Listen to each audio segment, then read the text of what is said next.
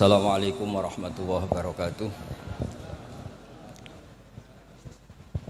Bismillahirrahmanirrahim. Nahmaduka ya ghafur ya syakur. Wa shalli wa sallim barik ala sayyidina Maulana Muhammadin wa ala alihi wa sahbihi ajmain. Nama ba'du. Teng ngarsa para alim alamah, para kasepuhan, para kiai ingkang sangat kula hormati.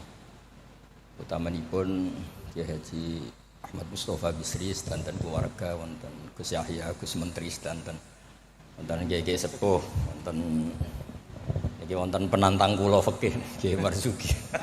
Mboten nantang. Iki Malang mboten niku. Dados kapan-kapan struktural pengurus NU niku piyambake Suriah mawon ampun tanfidiyah. Nggih kula memang dari awal kepengin takzim teng Mbah Mus, kula mboten biasa pidato lami kados Kyai Marzuki. Kula 20 menit. Ngeten nggih. Jadi fikih kita niku fikih Syafi'i. Imam Syafi'i itu ngaos kalian Imam Malik. Ngaos usul fikih kalian Muhammad bin Hasan Asy-Syaibani, muridipun Abu Hanifah. Niki penting kersane sanad terjaga. Teng mriki riyen wonten Kyai Bisri, murid saking Kyai Khalil Harun.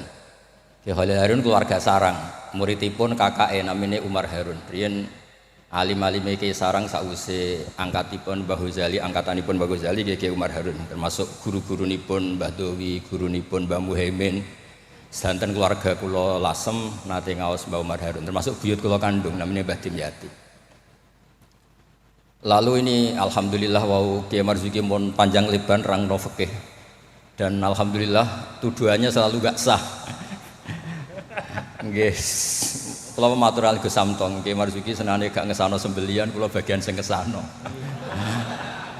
Karena kalau ndak ada khilaf itu kasihan umat. Kalau umat ini ndak ada khilaf itu jadi repot. Sebab itu teng pondok-pondok diajarkan kitab namine Mizan Kubro, wonten kitab Qalyubi Umairah. Itu logika yang dibangun itu kecuali mut'ah. Kalau mut'ah itu kita sepakat haram semua. Karena kalau kamu tidak mengharamkan malah kemecertok kepingin. Jadi haram mawon lah. Ngeten kalau logika yang di kitab Mahali. Ini kitab kesukaan keluarga sarang. Di Dualiyah pasti diajarkan kitab Mahali.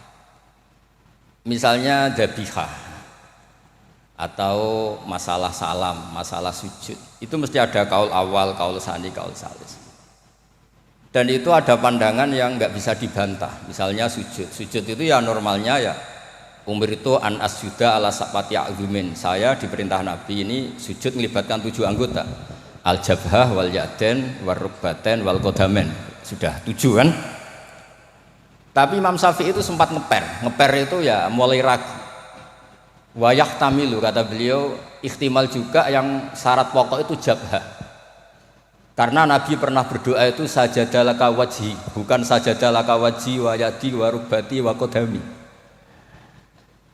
Tapi saya sepakat sama Kyai Marzuki, nak sampean kemen sah mujma' alaih anut Kyai Marzuki.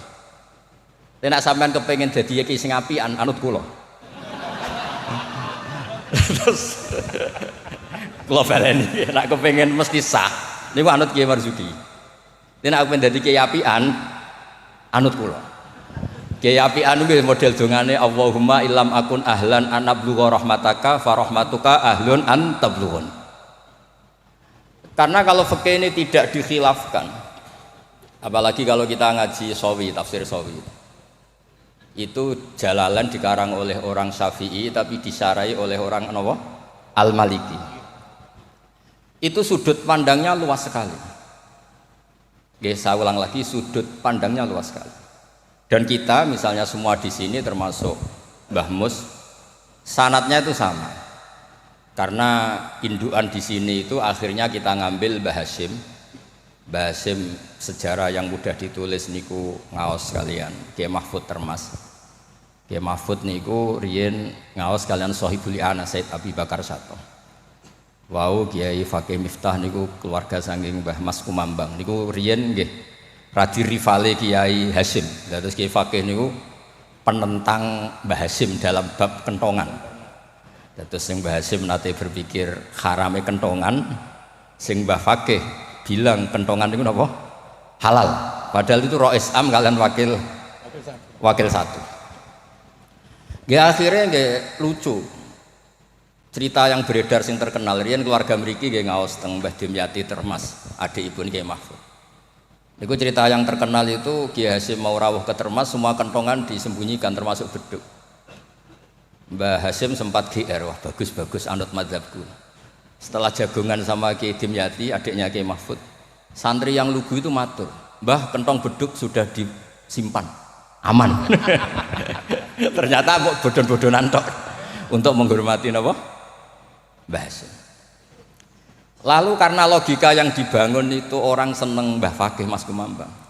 Niku senajan to NU lah gitu tetap ngaku kentong.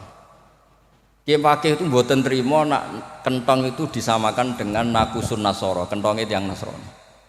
Karena fungsinya niku tiang kebakaran nggih kentongan, tiang banjir nggih napa? Kentongan. Jadi tidak identik untuk manggil orang ke napa? Biak atau ke kanisahnya orang Nasrani. Jadi kunane kuno, khilaf itu harus kita jaga. Ya saya ulang lagi, khilaf ini harus kita jaga. Ikhtilaful a'immah napa? Rahmah. Tapi tadi basisnya harus ngaji. Dulu itu ya orang sholat jenazah itu ya normal. Jenazahnya di depan, yang nyolati ya di timurnya berarti kalau di Indonesia. Lalu ya ada saja yang usil, itu syarat sah apa adat? Ya ada ulama yang mungkin ya kados Mbah Marzuki, syarat sah. Terus ditakoki, "Lah nek salat gaib piye? Wong mayite ning Surabaya salat gaib wong Rembang." Akhirnya mulai ngeper. Yang syarat di depan tuh imam bukan jenazah. Wah, akhirnya ya wong akeh. Wong akeh nggih tiyang kathah terus. Ya nek jenazah ana ning ngarep, nek jenazah ana ning gurilah. Lah itu kan logika fikihnya kacau. Kaconya itu ya itu syarat sah apa syarat adat? Artinya hakadza wajadna salafan wa khalafan. Tawaf di Ka'bah juga gitu. Imam Syafi'i itu bersikukuh kalau tawaf terlalu dekat itu enggak sah. Alasannya di situ ada tonjolan sagarwan, tonjolan pondasi. Jadi kamu tidak mengitari Ka'bah tapi di atas Ka'bah. Tapi kata Imam Malik, kata Imam Hanifah ya ora apa-apa. Ngono iku wis keceluk mubeng kok repot. Jadi memang mulai dulu, saya ulang lagi mulai dulu. Itu lama enggak debat itu enggak bisa. Karena di ranah yang tidak al-usuli, tidak masalah akidah, itu sudut pandang itu luas, midan kalau orang bilang midan. Sebab itu riyen setiap ulama nanti dibully. Wah, habis-habisan. Abu Hanifah nanti liwat tenggene daerah wisata. Sepatah penyanyi-penyanyi wedok nyanyekno tiang-tiang suga-suga wong lanang-lanang. Barang Abu Hanifah rawuh lewat iku menengcep, mohon niat iku menengcep. Abu Hanifah ngendikan ahsantunna. Terus imam yang rival beliau, Ibnu Abi Layla itu rival beliau. Suatu saat ada masalah di pengadilan, Abu Hanifah jadi saksi. Kamu tidak sah jadi saksi. Karena ketika melihat penyanyi-penyanyi kamu bilang ahsantunna, kamu bagus. Kalian semua bagus. Itu tidak sah. Masa kiai kok ngelegalkan apa penyanyi-penyanyi cewek, penyanyi-penyanyi putri. Kata Abu Hanifah, saya bilang gitu itu ketika diam apa ketika nyanyi? Ketika diam. Lah ya maksud saya ya pas diam itu bukan pas nyanyi. Jadi mulai dulu itu kiai itu dicari celah salahnya. Dan itu seni jadi kiai. Jadi kalau tidak ada orang yang menyalahkan itu mungkin nggih kirang cerdas. Lalu kalau matur Gus Samtong, kowe kudu khilaf mbek Gus Sulil, soalnya mantu-mantu saingan lah. Saingan ngerebut warisan opo les pokoknya saingan. Ya maksudnya warisane kiai kan yo ilmu. Karena kalau enggak saingan itu terus napa gak mutu. Oh kan kula matur Gus Sulil, jenengan pun ngorek isya terus to, sekali-kali ngorek fikih. Nek ngorek isya kowe enak wayang bagi, nek fikih kan ya jibu alika. Jadi tersangka, baru kayak jadi tersangka itu terus kuat. Kula nu senengane maca fikih. Karena dengan baca fikih itu orang menjadi terkhitopi oleh Allah Ta'ala. Nek sampean maca tasawuf untuk fasilitas, dosa gede di sepuro. Kowe dosa kaya apa delok raine Pak Marzuki di sepuro, ora raine iku tasawuf. Fikih mboten. Oh, fikih itu ekstrim. Dunia ora iso diwaris durunge utang dibayar, termasuk utang haji ning Allah Ta'ala. Wis pokoke ditersangkakan, tiang niku ditersangkakan. Ora kober. Benten nak ngaji tasawuf. Makanya terus kula niku nak sakniki kan tasawuf itu beredar di mana. Kula ora disusah. Iku golek para pangeran, apa golek terapi. Karena kula niku sering Gus kula nyuwun ngaji hikam. Takrib ya takrib. Mboten Gus hikam. Maksudnya piye karena terus ayem lho kan dadi gampang kabeh. Nak fikih kados Pak Marzuki mau takbir di audit. Opo wis salah. Lah tasawuf mboten guyu-guyu eling pangeran wis koyo wali ngono kan penak. Fikih niku repot muni Allahu Akbar kepanjangan A niku nggih salah. Allahu Akbar itu salah, itu jadi istifham. Berarti maknanya apakah Allah itu maha besar? Tapi nak cara kula iku sing maknane istifham Pak Marzuki sing maca dhewe iku maksude ya Allahu Akbar Allah maha besar. Wong sing maca dhewe kok sing maknane iki. Jadi niki tapi kena mesti kepengin sahanut Pak Marzuki. Tapi mau nak kepengin dadi kiai apian anut kula. Kula niku saking senenge kalian umat Rasulullah sallallahu alaihi wasallam, saking senenge. Niku kitab mazhab apa saja kula waos. Untuk supaya wong Indonesia iku ya ono sae lah. Wong-wong dia ya darani ra salah niku nggih. Ono sae. Tak golek-golekno. Wes golek-golekno. Nanti mungkin Pak Marzuki nyari masalah warid sama maurud. Itu diantara kelebihan Imam Ghazali. Awal ngarang Ihya itu di bab Toharoh, di bab Al-Muzal wal Muzalbeh. Itu diantaranya beliau tidak membedakan antara air dikucurkan sama air najis bena ijanatin fiyama wa bena iradil ma. Termasuk enggak bedakan masalah kulate. Sudah sadar termasuk. Karena yo repot. Terus ampun maos lho. Terus kula niku alhamdulillah kula niku diundang pengajian umum nak mboten wong sepuh ya mboten purun. Terus jangan berharap Gus Samtong, Gus Takiuddin bisa ngundang kula. Nate ngundang kula mboten purun. Mbak Mas Duki ampun kapundhut. Nah Mbah Mus mboten wani kula. Kula nu sing mboten wani nolak niku khore Mbah Hamid, mergi Mbah Hamid itu misanane Mbah kula. Mbah Mus. Nek sing nom-nom ngundang niku nggih ra dikualat kira-kira terus. Mboten krana napa-napa, kula niku nyen kiai tenan, maksudnya mulang ngaji terus mboten. Nak Pak Marzuki ora dipetarung ya. Petarung ya Ben. Wonten mawon kurbane niku wonten mawon sing mboten san mboten. Tapi itu saya lah, memang ilmu harus di. Jadi kalau misalnya tawaf tadi. Tawaf itu banyak ulama yang mengatakan betul bimanzilati sholat, tapi ya tidak se-ekstrim banget kayak sehingga Said Muhammad itu punya bab namanya tawaful haid. Tawaful haid, tawafnya orang yang haid. Padahal tawaf itu kan harus suci. Tapi masalahnya kadang pas dia haid, pas harus tawaf nopo? Ifadah. Itu banyak ulama yang mengatakan ya sudah tawaf saja. Tapi nunggu waktu yang mepet. Nah, karena mepet ini penting untuk ilah hadid darurat. Nah, ternyata beliau juga sudah baca, tapi beliau tadi gak mau cerita. Senengane kudu wong wedok sing kata aurati lho, kok iso roh lho. Kula niku nggih wae niki ngaji rileks mawon. Kula pancen kula niku bapak kula niku seksine nggih Mbah Mus, bapak kula niku seneng guyon. Bapak kula pesen hak kena ngaji ku guyon. Wong ning omah wis mikir utang, mikir macam-macam. Lho bareng ngaji kok mbok teror gak sah niku. Sakit maksudnya niku. Rai-rai bingung niku kan pun kathah. Dadi ngaji wis guyon, santai mawon. Tapi mboten tasahul. Saya ulang lagi tidak tasahul. Ada dua orang itu sering naudzubillah ya, sering selingkuh, nakal lah. Ya nasabnya agak jelas namanya orang nakal. Ini cerita di kitab Mizan Kubra. Setelah dengar kabar orang itu sampai datang ke Rasulullah. Ya Rasulullah kita berdua ini sudah nikah. Itu Nabi jawabnya itu qad kharaja min sifahin ila nikahin. Ini sudah keluar dari status perzinaan menuju napa? Nikah. Dan Nabi tidak bahas masa lalunya. Sehingga dalam tradisi Jawa itu di fikih wali itu anut Syafi'i, tapi orang ngungkit itu anut Hanafi. Maksudnya begini, produk putri yang tidak dari nikah sah itu kan tidak bisa intisab ke bapaknya. Jadi di bab ini anut Syafi'i, si bapak ilegal ini tidak sah jadi apa? Wali. Tapi mengapresiasi nikah bagaimanapun itu cara keluar dari sifat, keluar dari status perzinahan. Satu-satunya cara misalnya gini, hari Ahad itu masih selingkuh,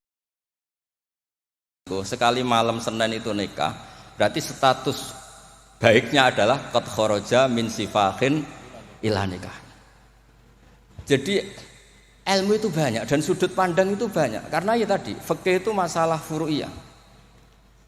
Ada ulama yang agak kritis, tapi ya gimana gitu. Misalnya begini, pelanggaran tertentu itu sanksinya itqu raqabah, memerdekakan budak. Kalau tidak bisa lagi begini, terakhir puasa 2 bulan. Nah ulama ini ngerti si pelanggar ini raja kaya raya. Tujuan sanksi itu kan memperberat. Kalau disuruh merdekakan budak gampang sekali karena dia orang kaya, maka sanksinya langsung disuruh puasa 2 bulan. Alasannya yang namanya sanksi itu yang kira-kira orangnya itu kapok. Ini kalau sekedar terkait uang, itqu raqabah itu gampang sekali. Apalagi kalau misalnya mun ngantem mriku mawon ben gak kulino ngaji mangan pun. Sama lagi, misalnya di kafaratul qotli yang khotok atau kafaratul yamin. Fakafaratu tamu asyarati masakina saat terusnya atau apa sajalah. Kan biasanya kafarah itu sosial dulu. Saya ulang lagi, biasanya kafarah itu sosial dulu, merdekakan budak. Jadi budak itu kan tidak enak betul. Jadi budaknya kiai aja agak enak, apalagi budaknya orang nggak soleh itu tidak enak betul jadi budak. Sehingga semangat Islam semua kafarah itu bentuknya itu itqu raqabah.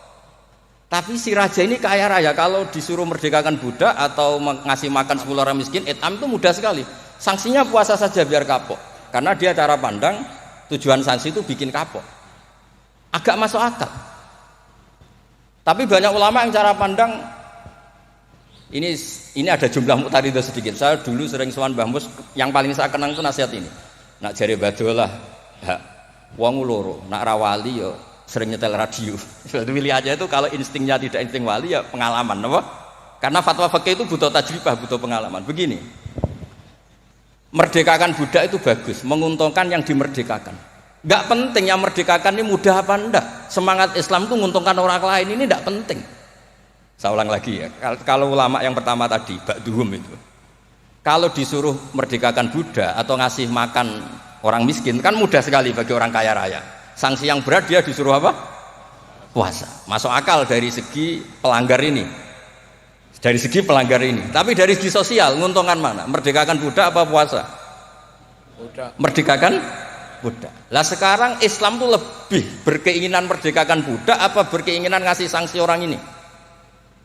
Merdekakan budak. Falak tahamal aqobah wa ma adraka mal aqobah fakku raqobah. Akhirnya ini jadi ulama yang minimalis.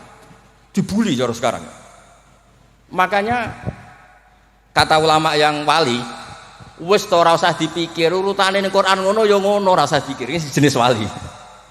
Yang jenis peneliti, semangat Islam itu merdekakan budak.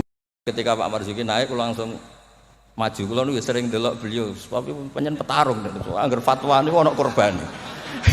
Tadi petarung. Ya bagus lah, memang fikih itu butuh munazih itu petarung. Supaya ilmu itu hidup, bukan petarung yang tadi pakai santet, pakai apa enggak, memang ilmu lah. Ya dulu itu sama masih ingat debatnya Mbah Mun sama Basal itu kalau guyon gini, kiai gede nak diundang ning desa apike teko ta ora. Ana sing bilang ya apike teko lah sakake wong desa. Tapi survei membuktikan apike ora iku kan jobe kiai cilik. Dimbat pisan mbek kiai gede. Itu kan harus ada sudut pandang itu. Terus adabe. Lah iya, makanya kan Yorono pas orang ngaji kan iso. Sing rapat salam templek lah kok angel temen nerangno. Lho kan kalau kula niku ngalami, kula jare wong akeh ra kiai gedhe, nek diundang teng desa mboten purun. Tapi teng kiai desa kula sering niliki. Oh seksine kathah pangeran lah, nek kurang akeh. Kurang top, kula ayu saya nak baru saja seksine pangeran. Kula sering niliki kiai desa kula tiliki. Termasuk nyun sewu kadang kula betani terjemah UI, kula sukani Ibris, kula sukani terus kula sukani kitab-kitab akidah Mbah Sakur akidah. Karena tadi, nah aku teko muludan ning desa, kas musolae muk pira. Terus digo nyangoni kiai ketua Tanfid Jawa Timur. Wah, iku ngentekno kotak yakin. Iku ra merakyat iku. Lah nek alasane tawadhu, istilii pas ora ana salam template. Istilii diaturi. Mboten iki mboten sok-sokan suci mboten iki cerita mawon. Artinya sudut pandang itu selalu ada. Kula cerita bolak-balik. Kula nate diundang manakiban mboten teko.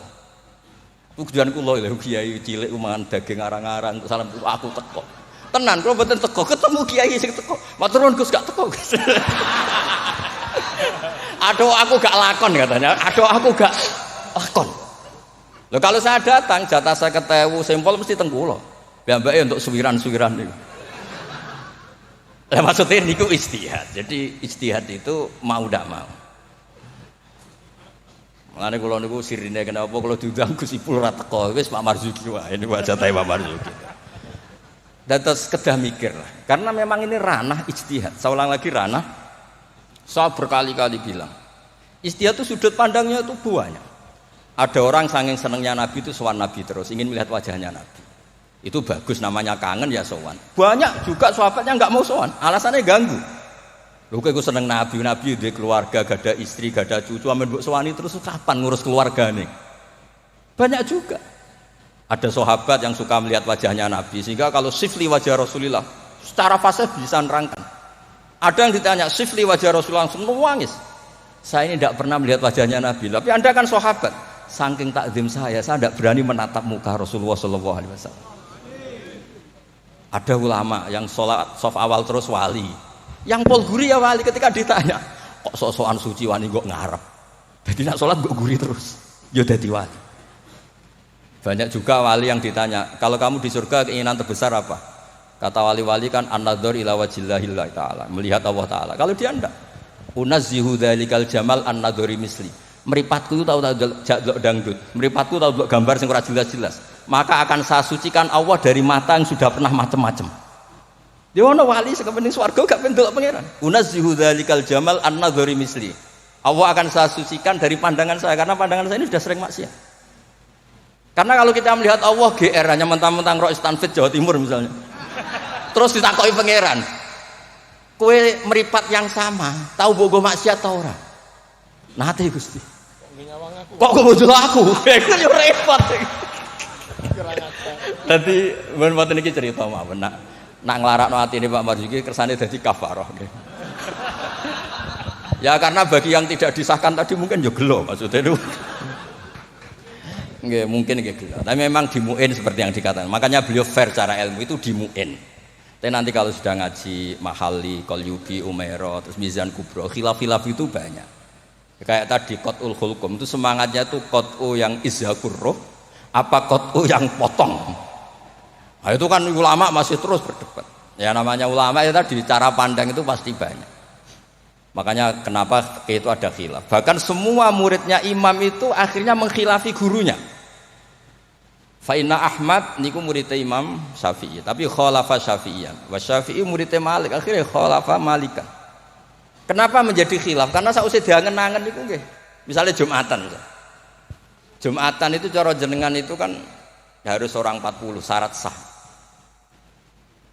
Tapi pertanyaannya, kampung situ yang mau Jumatan baru 20 kok disuruh berapa? 40. Wong sing gelem Jumatan mau 20 dikongkon pinten? 40. Jadi sudut pandang itu terus kenapa kok 40? Katanya kalau 40 itu mesti ada walinya. Lah sekarang orang 1000 pun nggak mesti ada walinya. Terus kedua, dikatakan 40 itu mesti jam'un kelompok. Lah 12, 20 juga sudah bisa disebut apa? Jam'un sudah dikatakan kelompok. Mulane kula nate Jumatan teng pedalaman Purwodadi. Kula riyen sering ngebis teng Jogja lewat Pati Ngidul. Pas wae Jumatan niku tiange namung 6 napa 12. Santri kula niku tamat MGS Sarang. Ya mbeki ada kula mboten. Jenengan mboten ada gak. Niku maca Fatihah Pak Marzuki. Niku kaya wong ape kelahiran niku kula cerita bolak-balik. Wis kados perjuangan tenan. Aku ngomong ngene, aku sing menungso ora mentolo ora ngesahno apa meneh pangeran. Mergo macane Fatihah. Wis dinas perjuangan. Kaya wong ape kelahiran. Aku nak ape ada Allahu arhamu minni. Umpama aku juri we tak sahno mergo ora mentolo apa meneh pangeran. Mosok wis kangelane ngono, hasilé mboten apa? Sah. Mboten iki cerita mengke penantang fakihnya anak badhe ngendikan nggih monggo. Karena ini agak dolim saya, karena kan saya kedua. Tapi nggak apa-apa nanti Mbak Mus mesti pareng kok kalau jenengan bantah saya lagi tidak apa. Tapi kok ngarepe pangeran duet malah dubat lagi nanti. Nah debat malah ngarepe pangeran kadose menang kula karena kebetulan secara status niku wong sakit mai Quran, ahlu wa khosotu. Kayaknya saya agak spesial lah teng mriku nanti. Terus ilmu itu harus tadi saya ulang lagi. Karena kalau pertanyaan itu bisa mujab, bisa nafi. Saya ulang lagi, pertanyaan itu bisa mujab, bisa nafi. Misalnya begini Pak Marzuki, dibalik pertanyaannya. Wong sing isane salat muk ngono, iku apike salat apa ora salat? Dibalik pertanyaan. Ndak ini MC-nya maaf ya, nanti setelah ini Pak Marzuki lagi terus saya ndak akan bantah lagi. Karena saya ini wong legowo lah. Mbok beliau ngadili kayak apa saya insya Allah ya ndak mandi, nggak ngefek. Cara kula wong partai politik loyalis saya terlalu fanatik, nggak ngefek. Pertanyaannya jadi balik. Dhisik ceritane Wali Songo itu salat sementing salat rubuh gedang lah. Ya saya ulang lagi, orang yang belum bisa sholat sempurna itu apike sholat apa mboten? Sholat. Sekarang dibalik Pak Marzuki. Orang yang baca Fatihah tidak benar, kita bisa mentakhrij itu cari solusi. Anggap saja itu wiridan. Kalau Fatihah kan wajib pakai tajwid. Tapi kalau dianggap kalimah thayyibah, kan kalau orang tidak mampu Fatihah kan penggantinya itu Gak niat mau Quran. Gak niat mau Quran. Setuju nggih? Dihitung aurat mawon pengganti Fatihah sehingga tidak harus pakai apa? Tajwid. Maksudnya boleh, wae kalau ini punya apian, mau tak golek-golek no. Tapi ampun mut'ah loh, kalau mut'ah mang kalau sepakat lah. Kalau yang ngoten-ngoten niku, pun aku niku apian, pun babak ngoten niku apian. Kulo niku sinau niku tenanan, kulo nak sinau nganti nangis. Lho kulo niku nyon sewu niku mboten sombong. Saya itu di rumah, takokno tangga-tangga kulo. Ku nak mangan nggih sithik, pakaian nggih sederhana. Kulo niku isin sampeyan ketemu pangeran gara-gara kecelok wong alim salami templek diciumi tangan terus sampeyan tak takoki pangeran nang iku tok hasile. Kula niku gadah sanad saking bapak nanti dawuhi Pak Hamid Pasuruan. Kan Pak Hamid itu sepupunya mbah saya dari keluarga Lasem. Ketika beliau dihormati sedemikian rupa oleh banyak orang itu, lho cung aku saleh nggo salehku dhewe ngadepi pangeran kok entuk donya iku hisabe rak repot. Makanya terus Pak Hamid ngomong ketika dhuwit wong dikekekno, ben hisabe iku ringan. Lah kula nggih ngoten sakniki ngalami wong hormat sedemikian hormat. Tadi kula niku bangun pondok iku ora niat pondok kula ben gedhe, ngirangi dosa.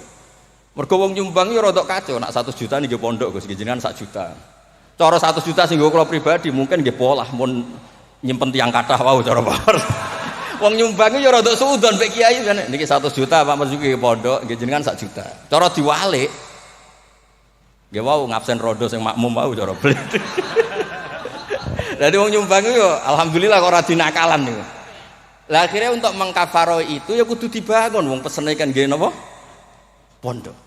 Jadi mulane sirrul ulama, rahasiane ulama itu bangun pondok pancen ngilangi dosa. Pancen kan nganggo pondok. Lah nek simpen kan suatu saat kamu tergoda. Gua ayo apa-apa ya kan gitu.